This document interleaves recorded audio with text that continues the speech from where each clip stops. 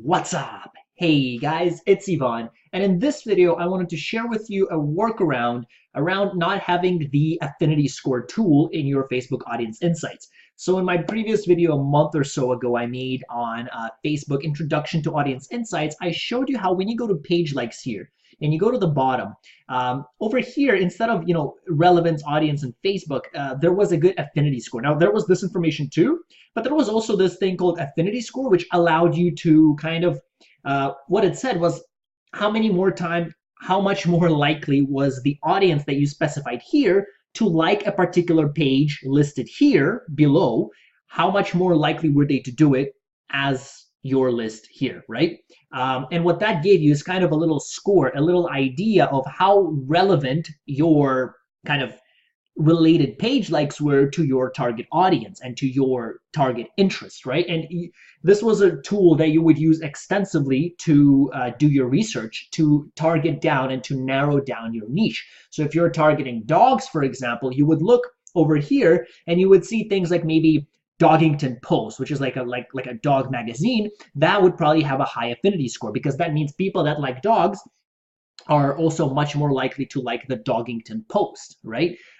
So, a lot of people say it doesn't matter, and I will give you a workaround this affinity score and how we can do it. But, in my opinion, affinity score was super useful, and I do hope that Facebook brings it back for two reasons. One is the information was just so much more relevant. I mean, let's say horses. If I type in horses here, it still gives me all this like Tasty, Walmart, Amazon, Target. Like how far do I have to go based on this relevance score to find out pages that are actually related to horses, right? As you can see in the top 20, there's nothing. Okay, and with the affinity score before, if you sorted it by affinity, it would actually tell you the stuff there would actually be relevant. Same thing over here, right? See, it says top categories. If before, back in the day when there was affinity score, these pages would still be related, okay, but not anymore. So that's makes us work harder. And the second thing is the affinity score allowed us to kind of have this score, right, to have this piece of information that allowed us to know how relevant our page is. So over here it just says relevance 1, 2, 3, 4, but how much more relevant is Tasty as opposed to say Target? We don't know. It's just this is rank 1, this is rank 4. By how much? We don't know. With the affinity score, it could have been something like 50x, and this one could have been 2x. So what that means is the audience here is 50 times as likely to like this page as your audience here, okay? So that gave you a good indication. And usually you would set a standard, like anything over 30x affinity was good. Anything over 50 was like a gold mine, stuff like that. So you would set kind of targets like that, and it was easy to figure out what works, what doesn't. Now it's a bit harder. So let me show you the workaround. And by the way, the reason why, or what Facebook does now, and the reason why they say Tasty is like the most relevant is because Facebook makes relevance based on the audience size. So not the audience percentage, but the audience size. So in this case, as you can see, so if I make it go by audience or by relevance, it's going to be the exact same thing, right? So basically, the more people in a particular group that like this interest, whatever you have written there, the more people they have, the more relevant it is, which is absolutely not the case. As you can see here, 4.8 million out of 83 million, maybe about 5%, 6%, maybe 7%, right, of the people. But that is a super low percent. That means about 6 or 7% of the people here, right? And I mean, if we actually do the math, let's do 4.8 divided by 83.8. Okay, so not even 6%, right? So 6% of the people in Tasty like horses. Does that mean it's relevant? Absolutely not. 6% is super low. But, the audience here is 4.8 million. The numerical value is just so much greater than all these other values that Facebook makes this appear as though it's the most relevant, which is not the case, okay? So let me show you kind of a work around this. So we're going to go to Power Editor.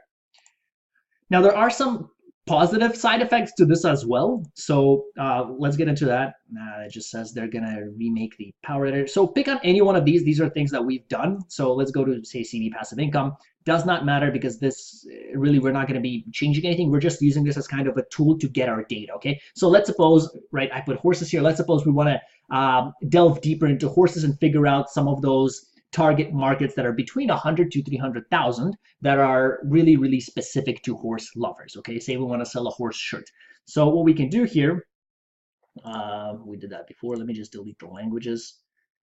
Okay, so let's start off by just typing horses here. And now what's going to happen is we're going to get a bunch of related interests, okay? And what I like to do is I like to open my notepad and write down interests that are, say, in between, 50,000 and 600, 700,000 range. I like to write them down and then put them in audience insights and then actually go to the page and see how engaged the users are, how frequently the owners post there, are the people more likely to buy, etc., etc. Okay, so for example, I put horses here, and we may need to go one step further in here as well because as you can see the numbers here, it's like 43 million. That's way too much. So let's find something that has a little bit less, and then we'll go to detail. So this is basically how you would work around that audience insights not working, right? So sorry, not audience insights, affinity score, which is a big part of audience insight, at least in my experience and the way I used it.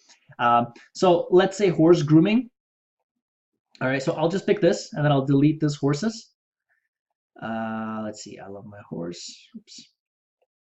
Okay, so this one has 131,000. Okay, so that's fine. So I'm just gonna write it down.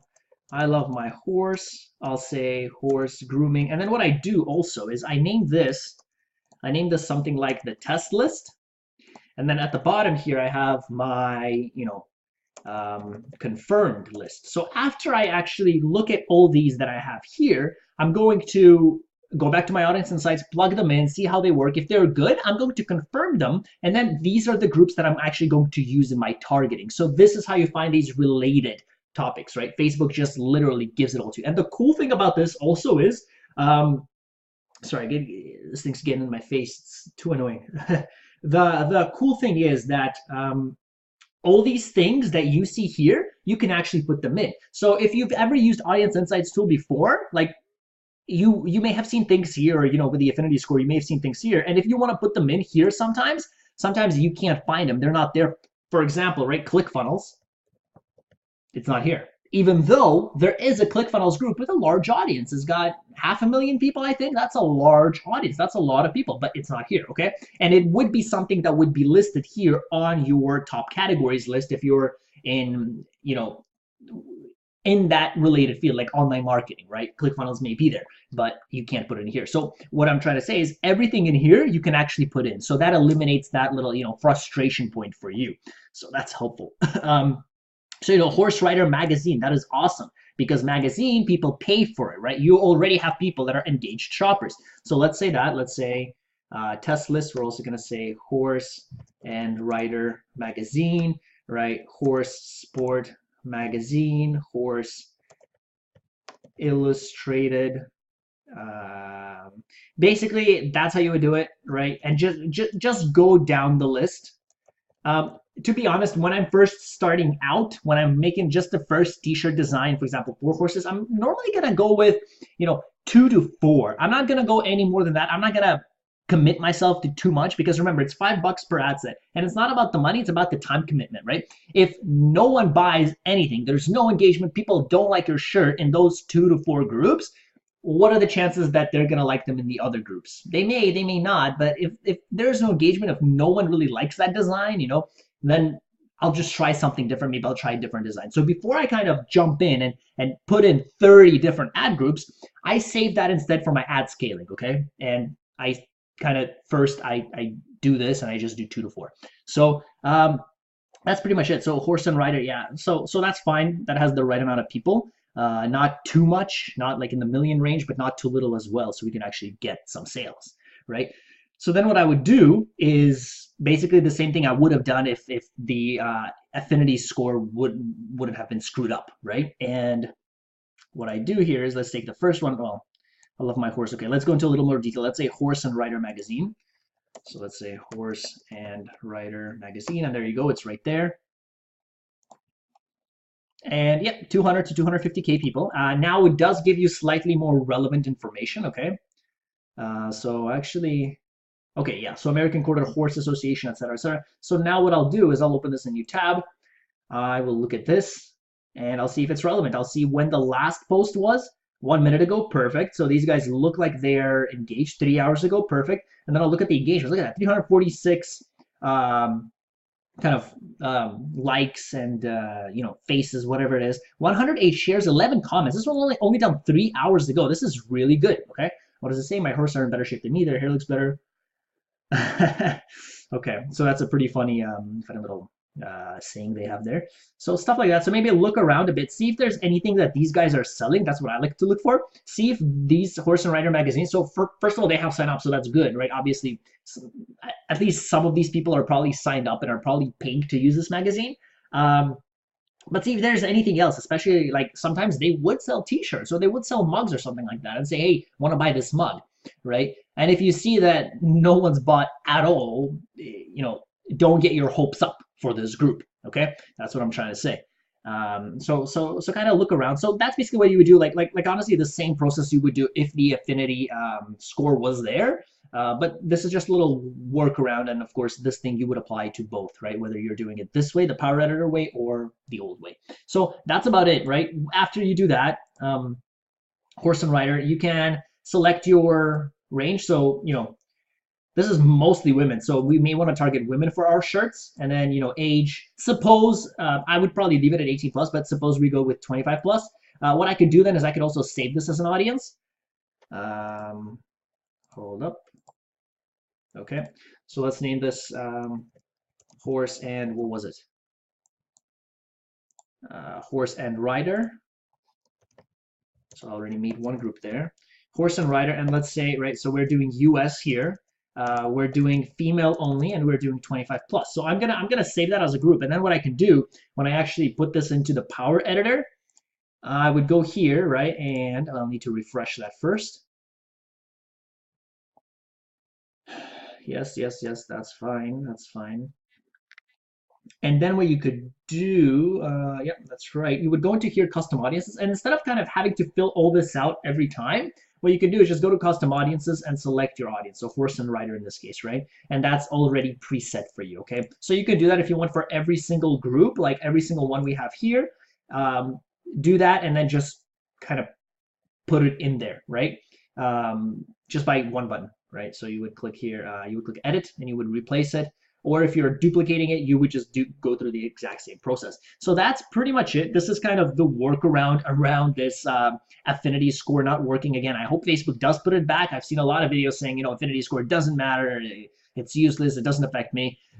Obviously there is a workaround. Obviously you could do something else, but I'm going to argue that the affinity score was incredibly, incredibly useful for the two reasons mentioned. Again, one is it gave you more relevant information. You didn't have to actually use now two separate windows. And again, you can use this whether you have the affinity score or not, but it just made the introduction so much easier. Second of all, it gave you a good kind of rule of thumb, right? Like this is relevant one, this is relevant two, but by how much? Like, what's the difference? Where are we at, right? It was a bit more specific. But that's about it. I hope this was helpful for you guys.